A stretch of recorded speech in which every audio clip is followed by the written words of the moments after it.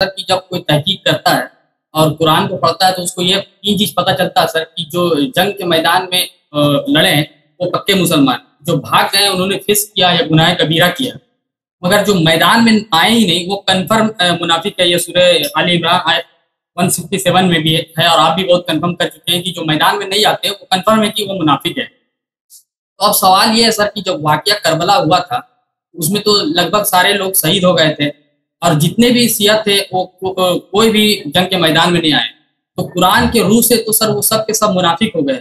اور یہ بھی ہمیں پتہ ہے کہ کربلا سے پہلے کوئی بھی شیعہ کتاب نہیں لکھی گئی، تو جتنے بعد میں جتنے بھی کربلا کے بعد جتنے بھی شیعہ کتابیں وہ لکھی گئی، تو ان کے جتنے بھی راوی ہیں وہ وہی منافق ہے سر جو کربلا میں آئے نہیں تھے قرآن کے۔ تو عرض یہ ہے کہ جو بہت سارے شیعہ تھے جو آنا چاہ رہے تھے آ نہیں سکے، ٹھیک ہے نا، ان کو خبر نہیں ملے یا بعد میں پہنچ گئے واقع کربلا کے بعد۔ اور جو کتابیں شیعوں نے لکھی ہیں وہ لوگ پیدا بھی نہیں ہوئے تھے نا، جو واقع کربلا کے بعد جو کتابیں لکھی گئی ہیں حضرت امام جعفر صادق علیہ السلام کے اصحاب نے یا امام باقر علیہ السلام کے اصحاب نے، وہ تو اس زمانے میں کربلا میں پیدا بھی نہیں ہوئے تھے تاکہ آپ ان پہ طعن کریں کہ وہ کربلا کے واقعے میں شامل نہیں ہوئے تھے، ٹھیک ہے نا۔ یہ تو جماعت عمریہ ہے کہ کربلا کے واقعے میں قاتلین امام حسین علیہ السلام سے حدیث نقل کی، ان کی توثیق کی ان لوگوں نے۔ علی رضی اللہ تعالیٰ عنہ کے ساتھ بھی جتنے بھی لوگ تھے سر انہوں نے بھی تو صفین میں ساتھ نہیں دیا تھا نا، نہروانی میں جن کو نہروان میں قتل کیے گئے وہ بھی تو شیعہ ہی تھے۔ پھر حسن رضی اللہ شیعہ نہیں تھے، خوارج شیعہ نہیں تھے بھائی، سنی تھے سب۔ پہلے تو علی رضی اللہ کے ساتھ ہی تھے نا، وہ جو امام علی علیہ السلام کے ساتھ صفین میں بھی تھے، جنگوں میں حصہ لیتے تھے، وہ شیعہ کہلاتے تھے اس لحاظ سے، سیاسی لحاظ سے، نہ کہ وہ واقعاً شیعہ تھے۔ شیعہ عربی زبان میں جو بھی کسی کا ساتھ دے دے اس کو شیعہ بولتے ہیں، ٹھیک ہے نا۔ تو وہ اس پولیٹیکل لحاظ سے، ملٹری افیئرز میں، عسکری لحاظ سے، کیونکہ وہ امام علی علیہ السلام کی حمایت کرتے تھے تو وہ حامی کہلاتے تھے، شیعہ یعنی حامی۔ وہ اس طرح نہیں تھے شیعہ اثنا عشری تھے، وہ اہل سنت تھے، ابو بکر عمر کو صحیح مانتے تھے، وہ ابو بکر عمر کو ہاں، وہ صفین والے ان کی اکثریت، امام علی علیہ السلام کے لشکر میں جو اکثریت لوگ تھے وہ ابو بکر عمر کو خلیفہ مانتے تھے، اور امام علی علیہ السلام کو بھی خلیفہ مانتے تھے، چوتھا خلیفہ مانتے تھے۔ تو یہ لوگ شیعہ کہلاتے تھے۔ کیوں شیعہ کہلاتے تھے؟ کیونکہ مسلمانوں کے درمیان لڑائی تھی، یہ عائشہ کے مقابلے میں، جمل والوں کے مقابلے میں، اور بنی امیہ یعنی شام والوں کے مقابلے میں، معاویہ کے مقابلے میں، یہ امام علی علیہ السلام کی حمایت کرتے تھے۔ تشیع یعنی حمایت لفظی معنی، حامی تھے، اس لیے وہ شیعہ کہلاتے ہیں لفظی لحاظ سے، نہ کہ وہ اصطلاحاً شیعہ تھے۔ سمجھ آ رہی ہے؟ جی اوکے، خدا حافظ۔ جی سر، اور جی سر کیا بول رہے ہیں مزید؟ کیا ہو گیا پھر؟ جی سر، حسن رضی اللہ تعالیٰ عنہ کے ساتھ میں بھی جو جنہوں نے لوگوں نے وہ بھی سنی تھے، ٹھیک ہے نا، وہ بھی سنی تھے، اہل سنت تھے۔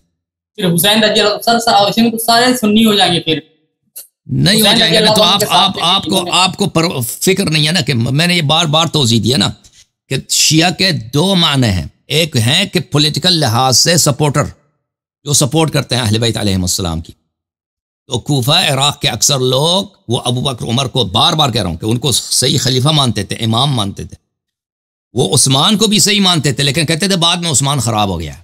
معاویہ کو نہیں مانتے تھے، شام والے معاویہ کے شیعہ کہلاتے تھے، عراق والے امام علی علیہ السلام کے شیعہ کہلاتے تھے۔ نہیں ہے کہ آج کے زمانے میں جو آپ شیعہ سمجھتے ہیں اس لحاظ سے وہ شیعہ تھے۔ رسول اللہ کے بعد آپ کا کیا نام ہے؟ آپ کا کیا نام ہے؟ کیا نام ہے؟ محمد میرا۔ محمد؟ جی۔ آپ کے شہر میں کتنے محمد ہیں؟ کتنے لوگ ہیں جن کا نام محمد ہے؟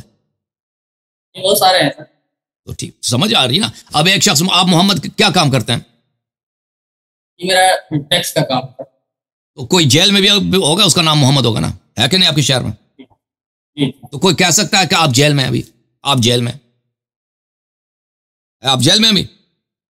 نہیں، محمد تو جیل میں، محمد جیل میں ہے نا،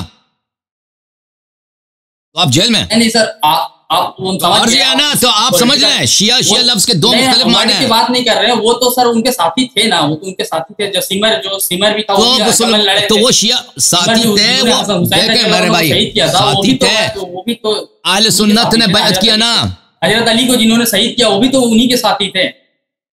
آپ سمجھ نہیں رہے، ہم شیعہ ورڈ نہیں کر رہے، لیکن ساتھی تو ان کے تھے نا سر۔